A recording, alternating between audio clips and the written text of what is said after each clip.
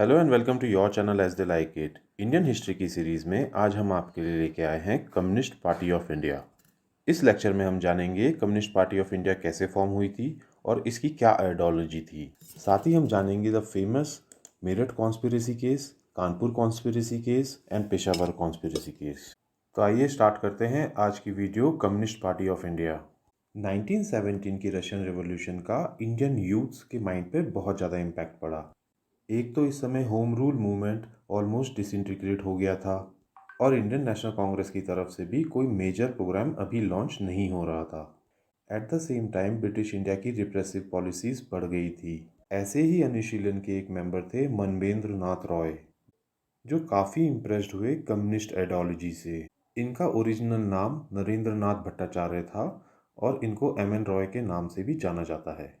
अक्टूबर 1920 में ये रशिया गए थे to attend the second communist international congress और यहीं पर ही इस्टेब्लिश की गई थी एम एन रॉय अबानी मुखर्जी द्वारा communist party of India. Communist party of India 1920 में ताशकेंत, जो कि आज की डेट में उज़्बेकिस्तान की कैपिटल है, यहाँ पर सेटअप की गई थी और एम एन रॉय इसके first elected communist international leader थे। बट 1920 में ये बहुत ही प्रिमिटिव स्टेज पे थी और अगले 5 साल तक बहुत से कम्युनिस्ट ग्रुप्स लॉन्च किए गए in various parts of India. दिसंबर 1925 में एक ऑल इंडिया कम्युनिस्ट कॉन्फ्रेंस हुई इन कानपुर। इस कॉन्फ्रेंस को ऑर्गेनाइज किया था सत्य भक्ता ने और इसी कॉन्फ्रेंस को जाना जाता है as the formal beginning of communist party of India. आइए अब जानते हैं कम्युनिस्ट पार्टी ऑफ इंडिया के क्या गोल्स थे। कम्युनिस्ट पार्टी ऑफ इंडिया का मेन गोल था इंडिया में सोशलिज्म को सेटअप करना। 1934 में कम्युनिस्ट इंटरनेशनल ने कम्युनिस्ट पार्टी ऑफ इंडिया को रिकॉग्नाइज किया as the Indian section of the party. Initially communist party of India ने non violent modes of political action को अपनाया था, बट 1934 के बाद पार्टी ने अपना स्टांस शिफ्ट कर लिया टुवर्ड्स रेडिकलिज्म। कम्युनिस्ट पार्टी की मेन डिमांड्स थी abolition of zamindari, nationalisation of banks, tea gardens and shipping industries. Communist party of India से 3 फेमस कॉन्स्पिरेसी केसेस एसोसिएटेड रहे। ये केसेस थे Peshawar conspiracy trial 1922-23, Kanpur conspiracy trial 1924, Meerut conspiracy 1929-1933। आइए अब देखते हैं ब्रीफ में पेशावर कॉन्स्पिरेसी केसेस क्या थे। पेशावर कॉन्स्पिरेसी केसेस एक सेट ऑफ 5 लीगल केसेस थे that took place between 1922 to 1927। इन सभी केसेस में आरोपियों पर ये आरोप लगाए गए थे कि वो ब्रिटिश इंडिया में सोवियत यूनियन से आए हैं और इन सभी का एम है इंडिया में रशियन टाइप रिवॉल्यूशन करना। ब्रिटिश गवर्नमेंट को मेन फियर ये था कि ये सभी लोग इंडिया में इसलिए आए हैं ताकि सोशलिस्ट और कम्युनिस्ट आइडियाज़ को इंडिया में स्प्रेड किया जा सके। Next famous conspiracy case was Kanpur Bolshevik conspiracy case. Kanpur Bolshevik conspiracy case या कानपुर कॉन्स्पिरेसी केस भी जिसे कहा जाता है, ये 1924 में हुआ था और इस कॉन्स्पिरेसी केस में ब्रिटिश गवर्नमेंट ने कई सारे न्यू कम्युनिस्ट लीडर्स को प्रोसिक्यूट किया था। ये कम्युनिस्ट लीडर्स थे M N Roy, Muzaffar Ahmad, S A Dange, Shaukat Usmani, Nalini Gupta, Singaravelu Chettiar and Ghulam Hussain, और इन सभी पे चार्जेस लगाए गए थे for conspiring against the government. लेकिन इस केस का ये फ़ायदा हुआ कि इसके कारण कम्युनिस्ट आइडियाज़ पब्लिक की अटेंशन में आए। ऐसा इसलिए हुआ क्योंकि न्यूज़पेपर्स ने एग्जॉस्टिवली इस सब्जेक्ट को कवर किया फॉर द फर्स्ट टाइम और इसी के कारण इंडिया के लोग समझ पाए what is communist doctrine. In fact Kanpur conspiracy case is responsible for introduction of communism to Indian public. इस केस में एम एन रॉय को चार्ज किया था इन एब्सेंशिया, सो उनको अरेस्ट नहीं किया जा सका। गुलाम हसन को पार्डन कर दिया गया था क्योंकि वो ब्रिटिश इन्फॉर्मेंट बन गए थे। बाकी सभी लोगों को इसमें 4 साल की सज़ा सुनाई गई।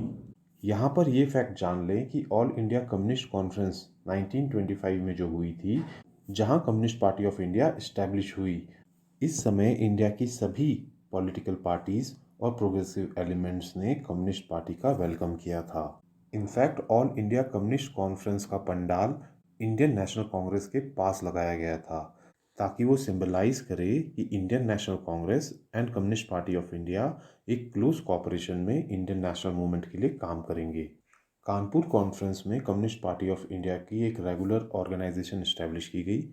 इसकी सेंट्रल एग्जीक्यूटिव कमेटी और ऑफिस बेयरर्स इलेक्ट किए गए। यहीं पर सीपीआई ने अपना कॉन्स्टिट्यूशन अडॉप्ट किया और अडॉप्ट किया membership form and red flag. M Singaravelu को इलेक्ट किया गया as the chairman of the Kanpur conference और एसवी घाटे और जेपी बागरहट्टा इलेक्ट किए गए एज सीपीआई जनरल सेक्रेटरीज। आइए अब जानते हैं फेमस मेरठ कॉन्स्पिरेसी केस के बारे में। मेरठ कॉन्स्पिरेसी केस की एक इमेंस पॉलिटिकल सिग्निफिकेंस है as far as Indian working class movement is concern, क्योंकि ये बेसिकली एक कॉन्स्पिरेसी थी of the British government against the rising communism in India. Government ने 1929 में 31 लेबर लीडर्स को अरेस्ट कर लिया था on the charge of conspiracy. इस केस के 3.5 ईयर्स ट्रायल में मुजफ्फर अहमद, ऐसे Dange, Joglekar, Philip Spratt, Ben Bradley, Shaukat Usmani को कन्विक्ट किया गया था। इनफैक्ट मेरठ कॉन्स्पिरेसी केस को एक वाटरशेड मोमेंट माना जा सकता है in the Indian national liberation history. ऐसा इसलिए था क्योंकि इसी समय आया था द ग्रेट डिप्रेशन, जिसकी वजह से सारा कैपिटलिस्ट वर्ल्ड परेशान था और वहीं socialist state of Soviet Russia इस समय रिमार्केबली प्रोग्रेस कर रहा था। और यही वो पीरियड था जब working class movements all over the world अपने पीक पर थे। इस कॉन्स्पिरेसी केस के लिए मेरठ को चूज किया जाना फॉर द ट्रायल ये एक सोची समझी साजिश थी। ऐसा इसलिए था क्योंकि अथॉरिटीज चाहती थी कि वो जूरी ट्रायल को अवॉइड करें। मेरठ कॉन्स्पिरेसी केस में कम्युनिस्ट लीडर्स ने ये डिसाइड किया कि वो कोर्ट को एज अ फोरम इस्तेमाल करेंगे टू स्प्रेड देयर एजेंडा।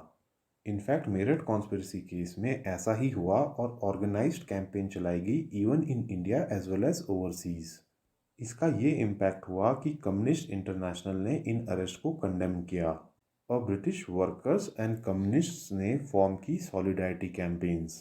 इस पूरे ट्रायल के दौरान प्रेस ने इस इशू को एक्सटेंसिवली कवर किया, जिससे लोगों के मन में इन प्रिजनर्स की तरफ सिंपैथी भी जगी। जहां ब्रिटिशर्स मेरठ कॉन्स्पिरेसी केस का इस्तेमाल करना चाहते थे कम्युनिस्ट आइडियाज़ को क्रश करने के लिए, वहीं कम्युनिस्ट लीडर्स ने मेरठ कॉन्स्पिरेसी केस को एक प्लेटफॉर्म बनाकर कम्युनिस्ट आइडियाज़ को पूरी कंट्री में फैला दिया। तो दोस्तों, ये थी हमारी coverage regarding communist party of India.